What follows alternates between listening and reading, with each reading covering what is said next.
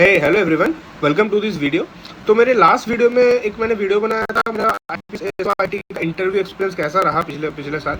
तो उसी में मुझे बहुत सारा कमेंट दिखा कि आईपीएस एसओ आईटी का प्रीलिम्स का प्रिपरेशन वीडियो एक स्टेप बाय स्टेप करें। तो देखो, प्रीलिम्स के लिए अभी तो 30 डेज बाकी है, बट हाँ, इस 30 डेज में पॉसिबल है कि आप अपना प्रीलिम्स अच्छे से दे सको, प्रीलिम्स निकाल सको। तो मैंने इस स्लाइड में मैंने पिछले साल की तो कट ऑफ डिस्कस करी, उसके बाद मैंने बहुत सारे इंपॉर्टेंट टॉपिक्स दे रखे हैं, खासकर रीजनिंग और क्वांट में। जो इंपॉर्टेंट टॉपिक्स को करके जाओगे तो आप एक्सपेक्टेडली एक सेफ स्कोर कर सकते हो, जिससे आपका प्री क्लियर हो जाएगा। ठीक है, तो चलिए स्लाइड पे आते हैं। देखो, ये मैं कुछ अपना कैलकुलेशन कर रहा था। क्या लास्ट ईयर का कट ऑफ था यूआर 36, यूआर का कट ऑफ था 36 प्री में। मेरा स्कोर आया था 64 स्कोर आया था आपका उसमें प्री, हाँ 64 आया था प्री में, और वैकेंसी था 724। हालांकि इस कट ऑफ से ना ये थोड़ा मिसगाइडिंग है, मतलब 724 वैकेंसी आता है, उस तरह से कट ऑफ बहुत कम है। मतलब कट ऑफ को 40, 45, 50 होता तो मान लेते, बट 36 बहुत कम कट ऑफ है। इसको देख के एकदम खुश नहीं होना आपको। उससे पिछले साल 54.38 आपका कट ऑफ है, उससे पिछले साल आपका 65 कट ऑफ है। अभी इस दोनों साल में ना आपका वैकेंसी लगभग वही 150 से 200 के बीच में था। ठीक है, 150 से 200 के बीच में कट ऑफ था। मेरा माउस एक्चुअली थोड़ा ख़राब हो गया है, तो sorry for my drawing, but या। और इस साल भी वैकेंसी उतरे हैं, इसी रेंज पे इस बार वैकेंसी है, लेकिन वैकेंसी हाँ बढ़ सकती है, क्योंकि बहुत सारे बैंक्स ने जो एनआर रिपोर्ट किया है, एनआर मतलब होता है नॉट रिपोर्टेड, वो आगे जाके रिपोर्ट कर सकते हैं वैकेंसी। पिछले साल भी यही हुआ था, जब नोटिफिकेशन आया था तो वैकेंसी वॉज अराउंड 200, और वो जाके वैकेंसी बढ़ते बढ़ते 724 तक गया। 724 सिर्फ आईटी का वैकेंसी था, नॉट एसओ का। तो आईटी के लिए काफ़ी अच्छा वैकेंसी था। ठीक है, तो ये तो कट ऑफ रेट होती है। आपको सेफ स्कोर तो आपको हर हाल में आपको 50, ये आपको हर हाल में स्कोर करना है 50 आउट ऑफ 125। अब ये क्या ईजी है? हाँ, बिल्कुल ईजी है। और आपको अगर सेफ अगर रहना है तो आपको 60 प्लस आपको स्कोर करना चाहिए आउट ऑफ 125। ये ईजी है, ये ईजी तो नहीं बोलूँगा, बट थोड़ा प्रैक्टिस के साथ डुएबल है, और आपका प्रैक्टिस और अच्छा हो जाता है तो आप इजी 64। मैंने तो ज़्यादा अटेम्प्ट किया था, मैंने 70 अटेम्प्ट किया था। नॉट श्योर 64 क्यों हुआ, मतलब आई डोंट नो, नॉर्मलाइजेशन हुआ कि मैंने मे भी कुछ सिली मिस्टेक किए होंगे।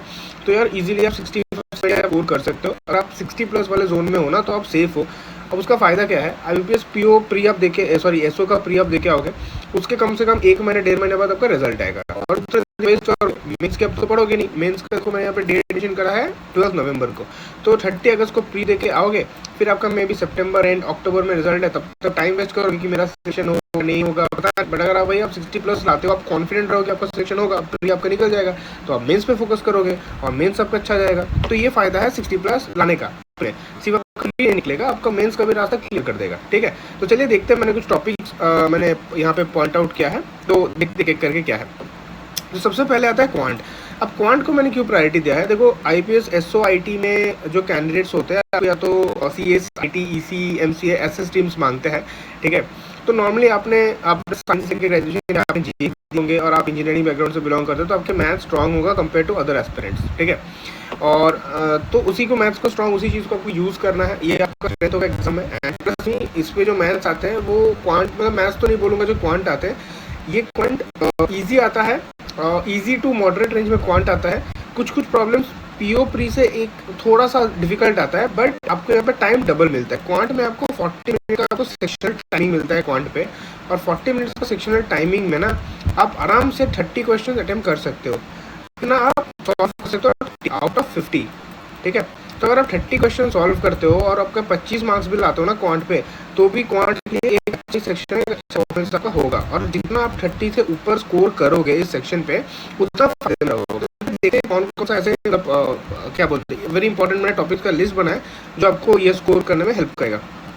एक तो आता है स्पीड मैथ। अभी स्पीड मैथ होता क्या है? देखो, स्पीड मैथ में आपका आता है quadratic infinity simplification number series. By the way, मैंने एक और चीज़ करा है, मैं ये एक बार एक स्लाइड देख लेते हैं, फिर मैं ना टेक्स्ट बुक ओपन करूंगा। Text book I think you will be familiar with text book. उस पर मैं कोई मॉक टेस्ट या मैं कोई प्रीवियस से निकालूंगा, फिर आपको दिखाऊंगा किन किन प्रॉब्लम्स का बात कर रहा हूँ। ये है एकदम बिगिनर्स के लिए।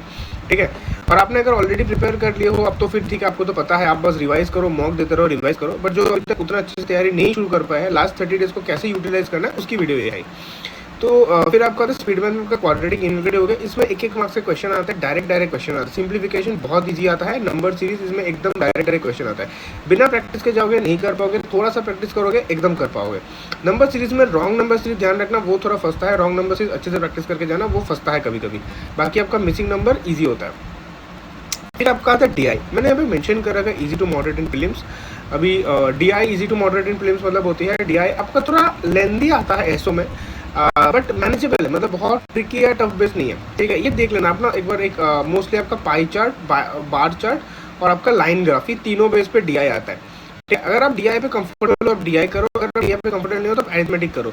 अभी आप छोड़ो कुछ मत, बट इन दोनों में से कोई एक को अपना स्ट्रॉन्ग पॉइंट बनाओ। स्पीड मैथ तो स्ट्रॉन्ग आपको बनानी पड़ेगी, आपको 10 से 15 मार्क्स का क्वेश्चन स्पीड मैथ से आएगी, जिसमें आपको 12 से 15 स्कोर करना ही पड़ेगा, ठीक है। फिर आपका डीआई अरिथमेटिक में से एक तो आपको स्ट्रॉन्ग होना ही पड़ेगा अच्छे से, ठीक है। अरिथमेटिक में क्या आता है, इसमें इजी टू मॉडरेट आता है। अगर आप पूरे क्वेश्चन पेपर में ढूंढोगे ना तो आपको 8 से 10 मार्क्स अरिथमेटिक के लो हैंगिंग फ्रूट्स मिलेंगे, मतलब वो इजीली आप स्कोर कर सकते हो।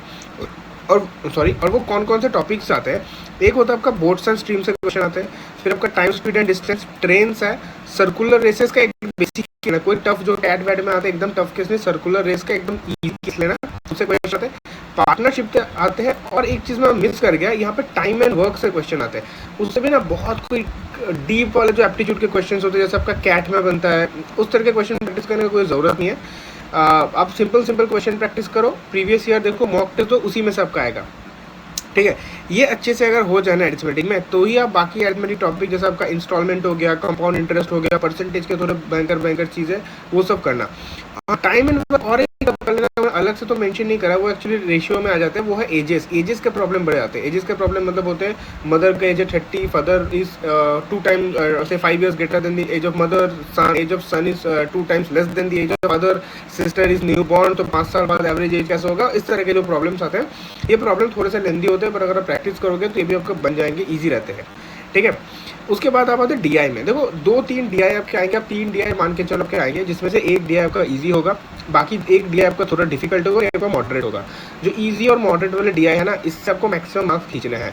10 मार्क्स आपको डीआई में आएंगे, जिसमें से आपको 7-8 मार्क्स भी अगर आप खींच लेते हो इस डीआई से, तो टोटल में आप देखो आराम से, देखो यहाँ पे आपका तो मैंने 12 मार्क्स का टारगेट दिया है, यहाँ पे आप 8 to 10 मार्क्स स्कोर करते हो, तो 12 + 10 22, और यहाँ पे अगर आप 7-8 मार्क्स करोगे तो 30 तो हो ही जाता है। और आपकी प्रिपरेशन अच्छी रहती है, लक अच्छी रहती है, तो और 2-3-4 क्वेश्चन पर यहाँ पे जैसे हमने 15 में से 12 मार्क्स लिया, आप पूरा में 15 में 15 ही लाओ।